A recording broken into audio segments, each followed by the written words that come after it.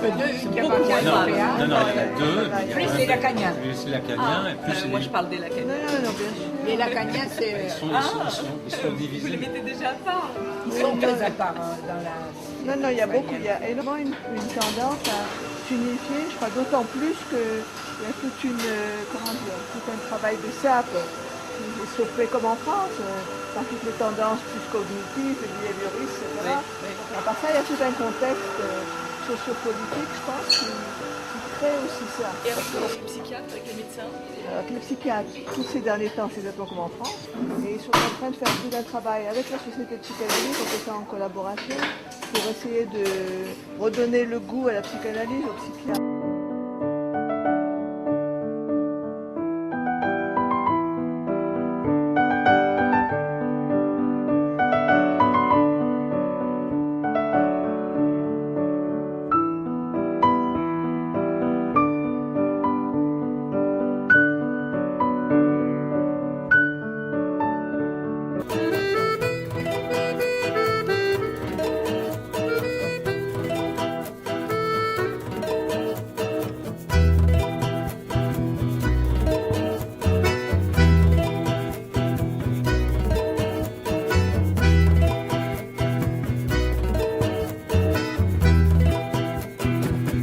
Reste tout près de moi.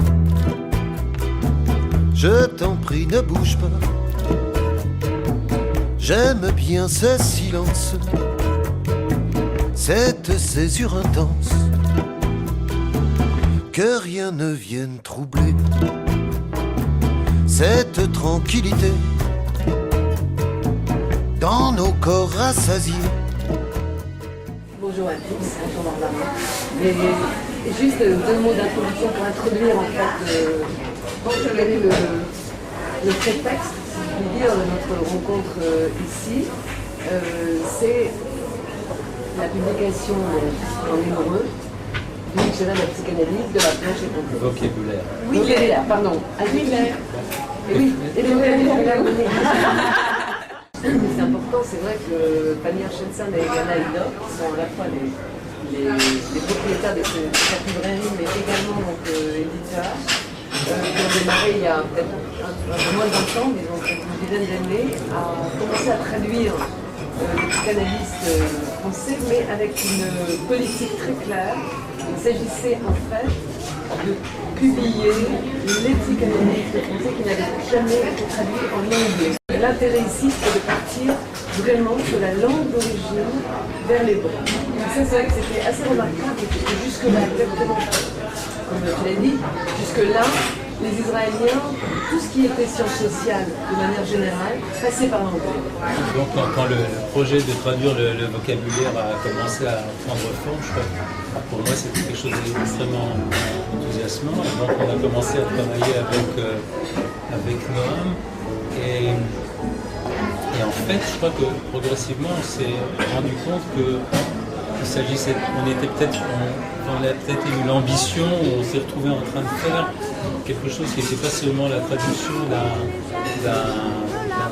livre, mais pensant que de même que le vocabulaire en France est quelque chose qui avait énormément contribué à stabiliser la langue psychanalytique, puisque c'est un ouvrage de référence, on a pensé qu'en traduisant le vocabulaire, on pourrait peut-être contribuer à essayer de stabiliser la langue psychanalytique le langage psychanalytique en hébreu. On s'est entêté à parler de topic, ce qui nous semblait capital. Bien qu'en Israël, à la mode anglo-saxonne, on parle du modèle topographique pour la première topique et du modèle structural pour la deuxième topique. Alors là, on s'est entêté, on va voir ce que ça va donner. Donc il y a un traducteur, tout ici en fait. Vous avez tous traduit un livre? On a tous traduit un livre ici, au moins un. Il y en a participé. On a participé. Et donc il y a un traducteur, et nous, notre rôle était de vérifier justement au niveau de la langue psychanalytique que ça rendait bien la pensée. On était 150 amis. Et on a, oui, et on a travaillé pendant 15 ans. C'est-à-dire depuis le jour où j'ai eu cette idée, et je vais vous expliquer comment elle est venue. Jusqu'au moment où c'est sorti, il s'est écoulé 15 ans. On n'a pas travaillé 15 ans en continu, mais bon.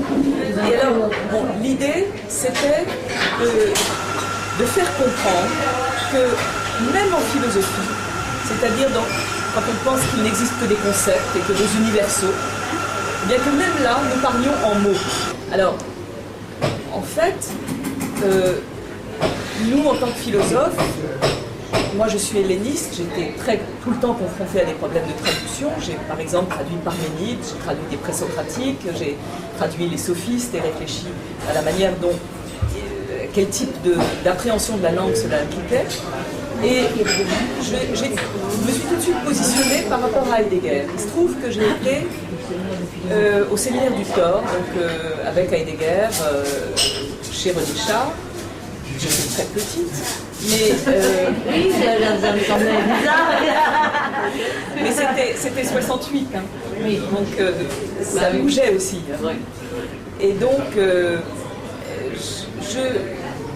j'ai eu l'impression que j'avais devant moi quelque chose d'impénétrable avec Heidegger, c'est-à-dire que la philosophie était pour toujours gréco-allemande. Donc le grec et l'allemand plus grec que le grec. Et pas n'importe quel grec. Une certaine manière de comprendre le grec, oral, etc., à partir de Parménide, c'est-à-dire un poème où être, penser et dire s'entr'appartiennent. Il y a de l'être, la charge de l'homme, sa fidélité, c'est de le dire, et quand on le dit, on le pense. Et moi, je me suis intéressée à ce qui ne cadrait pas avec ça, en grec. C'est comme ça que c'est venu. Et en particulier, ce qui ne cadre pas avec ça, c'est la sophistique.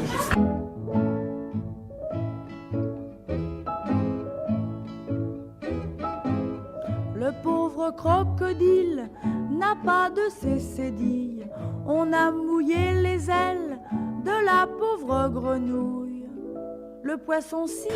Au fond, ce dictionnaire, c'est la pluralité des langues, comprise comme une pluralité de manières de performer le monde, de fabriquer le monde.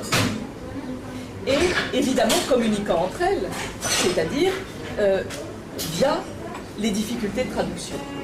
C'est à partir des difficultés de traduction, qui sont des symptômes de différence des langues, que nous avons commencé à travailler. Et là, j'en reviens à nos 150 personnes, à nos 15 ans. Nous avions tous réfléchi, c'est-à-dire travaillé des textes. Nous avions tous tenté de les expliquer aux autres, soit plus ou moins profs. Nous avons tous écrit des livres, à propos de textes. Nous sommes plus ou moins des historiens de la philosophie. Et en tout cas, à chaque fois, nous avons voulu comprendre les textes sur lesquels nous travaillons. Et pour les comprendre, au fond, traduire, c'est la manière de comprendre. C'est vraiment la grande manière de comprendre. C'est la pointe extrême de l'interprétation, la traduction. Et sans cesse, nous nous sommes heurtés au multisme.